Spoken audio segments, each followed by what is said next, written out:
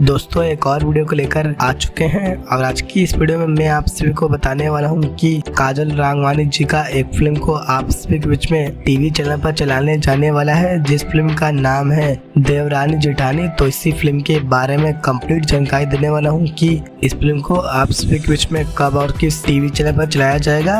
तो वीडियो को पूरा देखिएगा और अगर आप सभी लोग हमारे यूट्यूब चैनल पर पहली बार आए हैं तो वीडियो को लाइक करके और चैनल को सब्सक्राइब जरूर कर दीजिए। तो सबसे पहले आपको बता दें कि फिल्म देवरानी जेठानी, इस फिल्म के स्टार कास्ट में नजर आएंगे गौरव जस, काजल राघवानी, रिंकू घोष, देव सिंह और संजय पांडे। फिल्म के प्रोड्यूसर और डायरेक्टर की बात करें तो इस फिल्म के प्रोड्यूसर हैं प्रदीप सिंह और प्रतीक सिंह और इस फिल्म के डायरेक्टर हैं अजय कुमार झा। फिल्म की स्टोरी को लिखे हैं अरविंद तिवारी ने।